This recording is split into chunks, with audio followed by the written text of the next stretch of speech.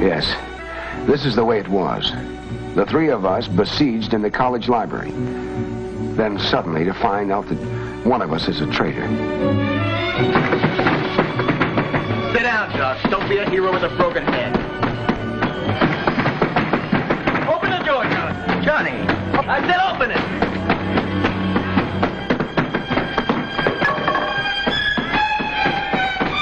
Sorry, Johnny, but I couldn't see you becoming a part of that wrecking crew. All of us come to crossroads in life, choosing which road to take from that day. Long after, we wonder what life would have been had we taken the other way. Let me introduce the three of us. This is John Smith, honor student, football star, Vietnam veteran. Yet, somewhere along the way, he chose the road to anarchy and self-destruction.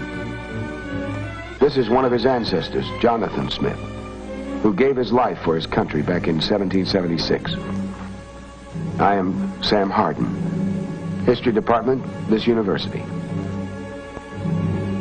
It isn't often we get a second chance in life, a chance to go back and take the other way. Let's see if we can work out an allegorical second chance for John Smith, and incidentally see what we can come up with for ourselves. Will it be tragedy or hope?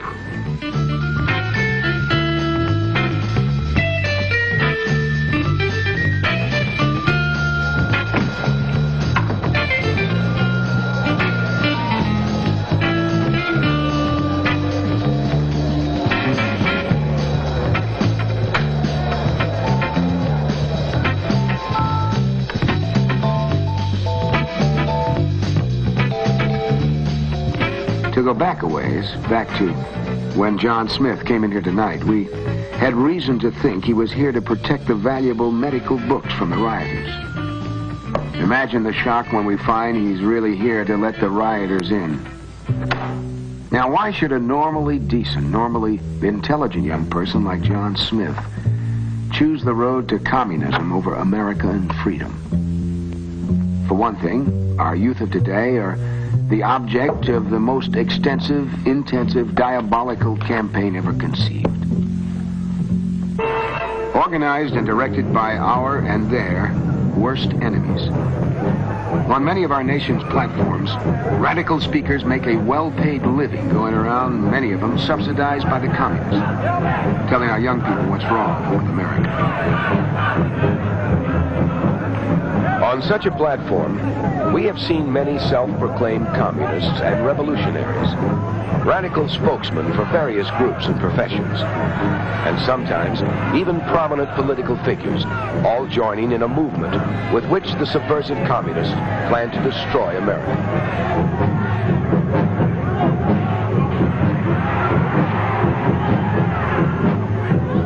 And why do so many of our young people fall for it? Some of it, of course, is mass hysteria, not stopping to think things through, not stopping to analyze the character or the motives of who's talking. A typical line from such rabble-rousers is, "If America don't come round, America should be cranked down." Why do they swallow a line like this? Well, they think they want to be different. They want to do their own thing, lead their own life, which too often means wreck their own life. It is true there are things wrong in this country. There are social and economic inequities. They're being leveled off more and more all the time. But not by scenes like these. And not by our friend John here, so far. In fact, he's a prime example of what's wrong today. To begin with, he's a victim of irresponsible parentage. He has missed the stabilizing influence of a good home and religious upbringing. He has been listening to the wrong people. He has gone in for drugs, loose morals, and wanton destruction. He blames it on what's wrong with America. Well, maybe it's time some of us should start reminding him what's right with America. What's going on here? Excuse me, Johnny. I was just, I just can't get over it. When I think of the tallow candles we had, and now this electricity, Electricity. Well, that's what I say. There's electricity. And all the other things you got. I'm glad I come back to see him. Well, like I told you, we've been hearing things in the spirit world on how this country's going to perdition in a handbasket. Well, now that I see what our country's become, in spite of her shortcomings, well, I might be old-fashioned to say this, Professor, but, doggone it, Johnny, I'm going back to being proud of America. And just ignore the things that are wrong, right? I didn't say that. You're not listening to me. No, but that's part of the attitude, Jonathan. It's part of being the radical. I mean, even in your day, you must have heard, there's none so blind as he who will not see, and none so deaf as he who will not hear. Oh, yeah, I suppose so. Well, our friend John here, your descendant, in that one sentence he has illustrated the two basic tenets of being the true radical. He takes what you say, and then deliberately he twists it around. And then he accuses you of doing the very thing he's doing himself. He is? Don't listen to him. He's only trying to confuse you. He is. Well, just answer me this. Now, he didn't say this, but let's suppose he had.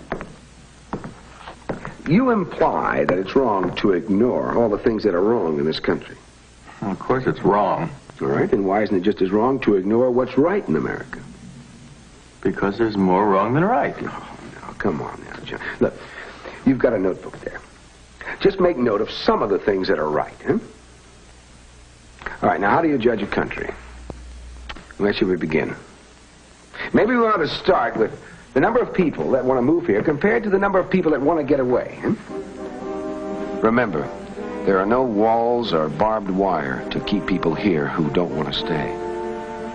I've noticed even the ones who complain the loudest don't want to leave. Compare them with the millions who want to get in. Every year, people risk their lives to escape other countries, hoping to reach America. Many die trying. And why do they think it's worth risking their life to get here? Freedom. That's the answer. And the highest living standard in the world. Not for everybody. Not in the slums and the ghettos. On the contrary, it's one of the harsh realities of life that every country has its different levels of subsistence. But bracket for bracket, even the poorest here live much better than their counterparts anywhere else in the world. To have good living conditions, you have to have good working conditions, both in and outside the home. We have the best working conditions both places. An infinite variety of home appliances, furnishings, and services to make housework immeasurably easier. On the farm and in the factory, the number and variety of power tools, ingenious machines, and labor-saving techniques make the job so much easier for the working man. Now, what does all this add up to, huh? Look, here we are. We make up 6% of the world's population, and yet we produce more than 50% of its manufactured goods. Our little 6% right here produces as much as the rest of the world combined. Now, isn't that remarkable?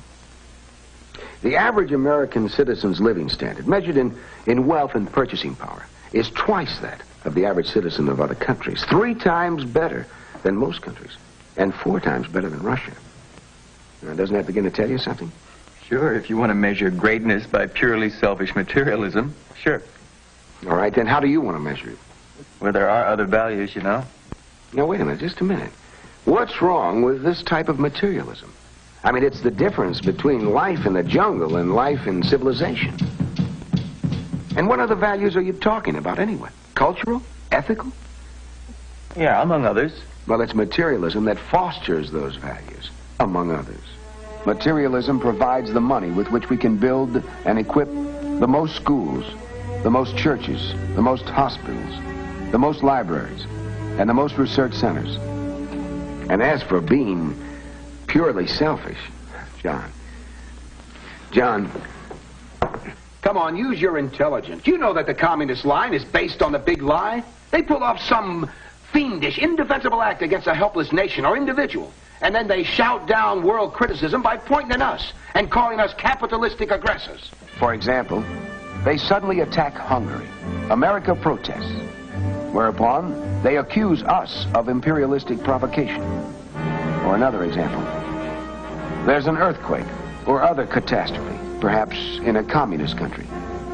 Because Americans believe the cry of a child is as pitiful in a communist land as anywhere else, we rush great stores of medicine, food, and warm blankets to the stricken area. And what do the commies do? They remove all USA identification and replace with communist labels before distributing them. Then set up the howl that America is selfish for not helping more. When the plain fact is, America is the most generous country on earth. Through our churches, American Red Cross, care packages, and the government itself, we have provided foreign aid to more than 100 countries, running into countless billions. The United States has given more to needy nations, including communist countries, than all the communist countries put together have given to other nations throughout all time. Now, sure, of course, they're going to say that we're selfish. That's the way they operate. And others just parrot the communist line. On the other hand, outright gifts are only one way America aids other nations. As we constantly raise our standard of living, the spin-offs raise standard of other countries. America is the world's greatest inventor and perfecter. Now, Jonathan here seems to like our electric lights. I surely do. But then I like everything I see.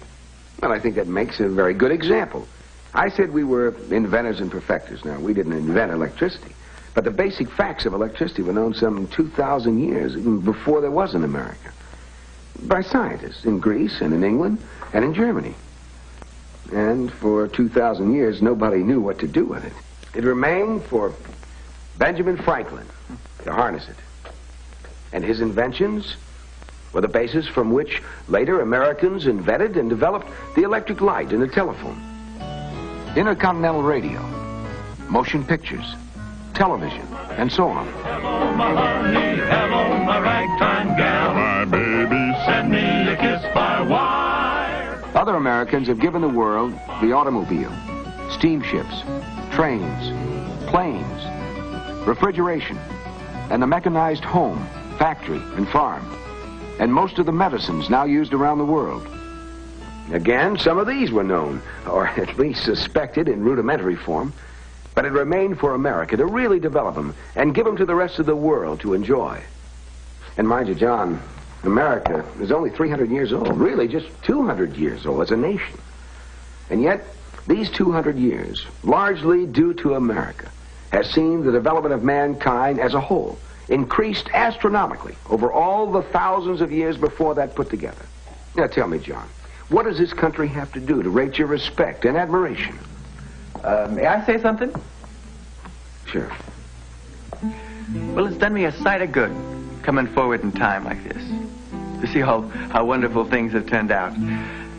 But I wish I could take you back with me, back in time, back those 200 years when we were starting as a nation.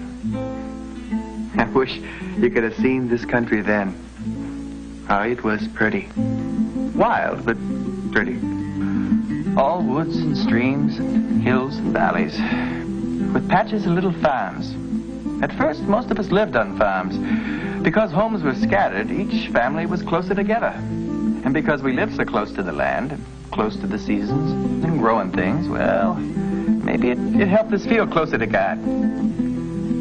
Oh, it was back-breaking work, farming those days. When I see how farming is done today, whoo-hee, it's hard to remember our first scratchings of the earth with the end of a stick. You just can't believe how much easier it's made the work all over the world. Because of mechanization in this country, only 5% of our people farm anymore. Yet the nation is the best fed it ever was, and we supply a lot of food to other countries. Of course, while better farm tools solved one problem, they raised some new ones, too.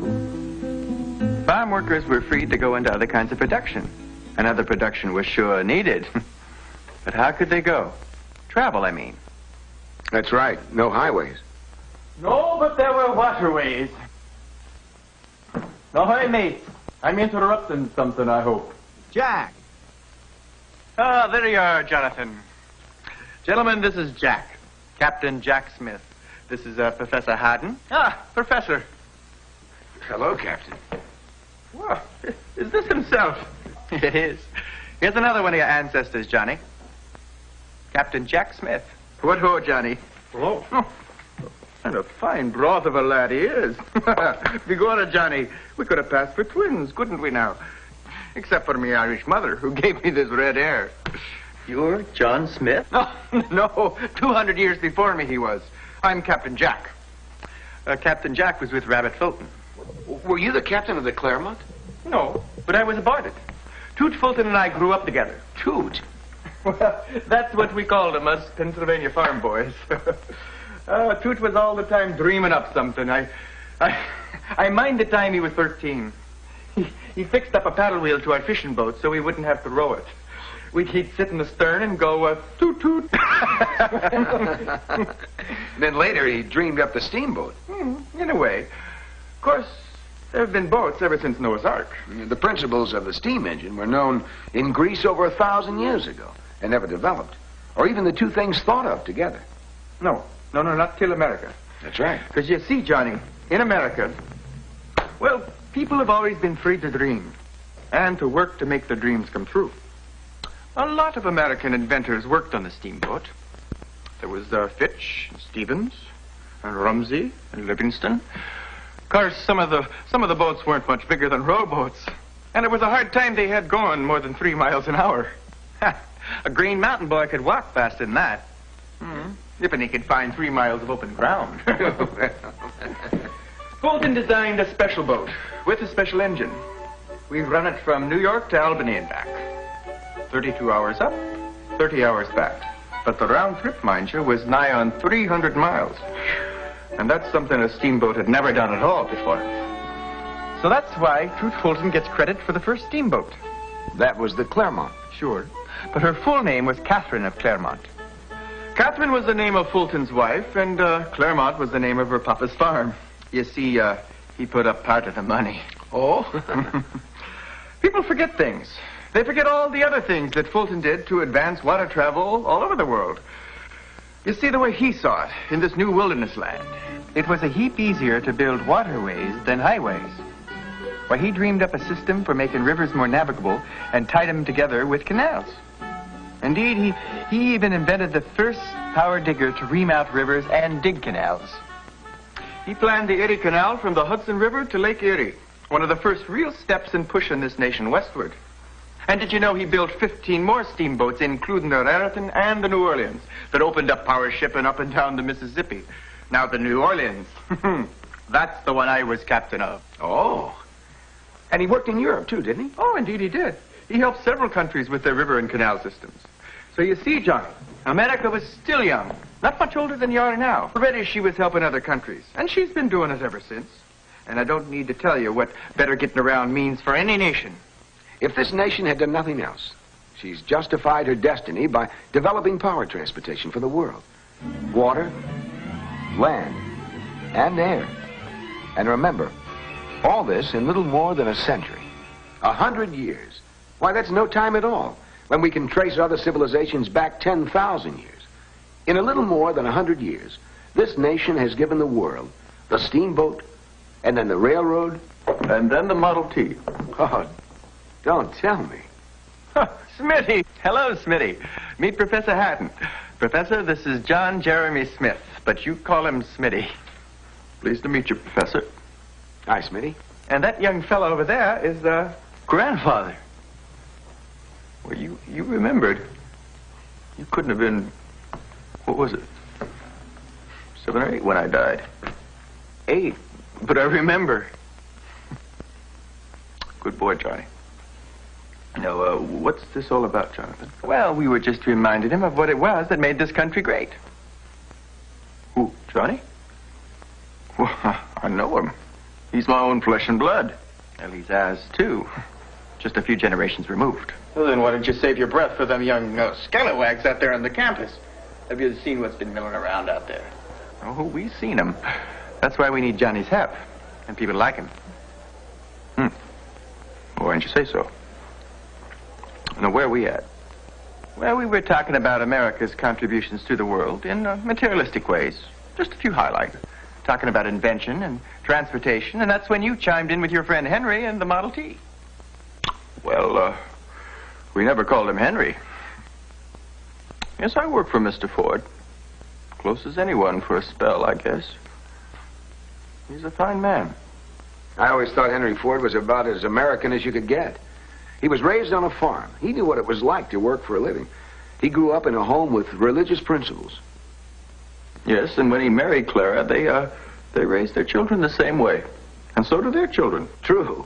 And while Mr. Ford didn't make the first automobile, he probably did most to start the automobile industry. He did in my book. Old Model T was the first what you'd call a practical automobile. One the general public could afford. He also developed the moving assembly line, another American invention. One that other countries are now using. Assembly lines not only made the work easier, the increased efficiency raised wages. But Mr. Ford didn't have it all his own way very long. The competition found ways to make better cars. How did Mr. Ford react to that? Well, he just put his mind to it and built a still better one. And that's the way it's gone on, back and forth ever since. That's the way American free enterprise works, isn't it? Exactly. It's the greatest economic system known to man. It allows you to take the greatest good and bring it to the greatest number. Our enemies say that we're materialistic. We are. We provide material benefits that make life better and longer. And not just for America, but all over the world. I wish I could say we were completely unselfish. But I can say this. We are the least selfish nation on earth. Now, is that wrong? Our enemies say that we're capitalistic. We are.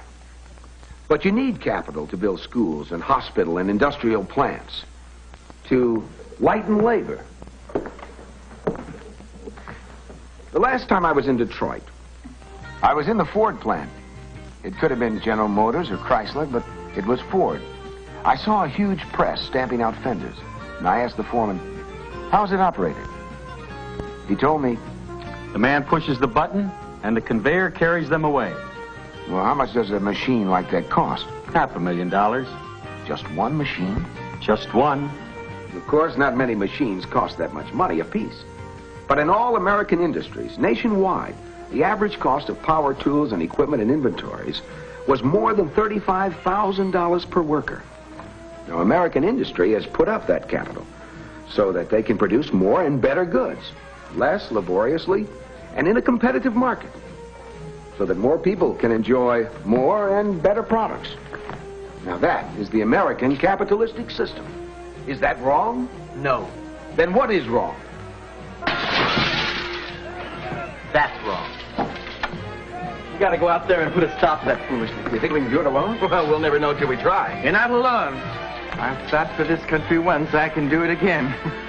I may be a spirit, but this old musket's solid enough. Those is captain's bar picora. Oh, sorry. The best I could find. A little crooked, but I'll straighten it out. On somebody. How about that, Doctor? That's quite a family I'm from, huh? Yes, and it's quite a country they've helped build for us. Yeah.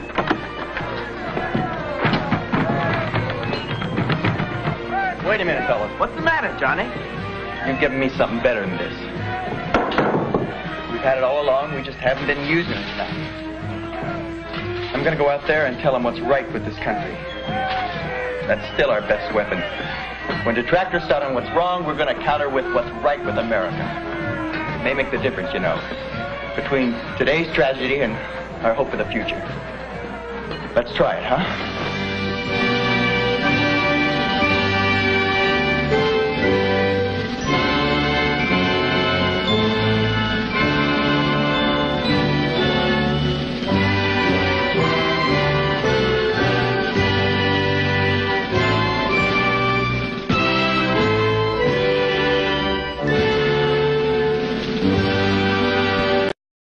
Will it be tragedy or hope?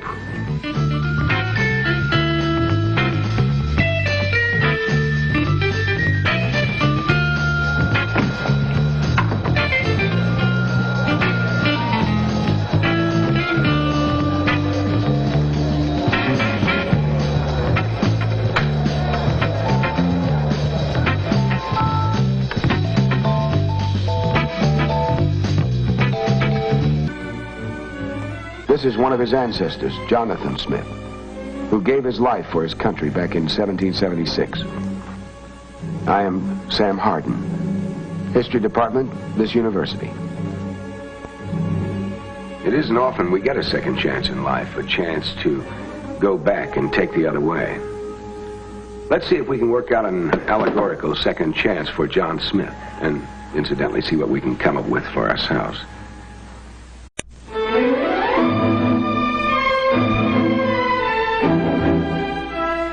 Yes, this is the way it was. The three of us besieged in the college library. Then suddenly to find out that one of us is a traitor.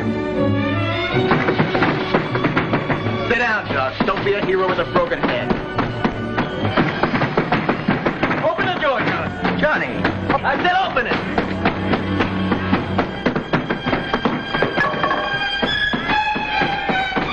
Sorry, Johnny, but I couldn't see you becoming a part of that wrecking crew.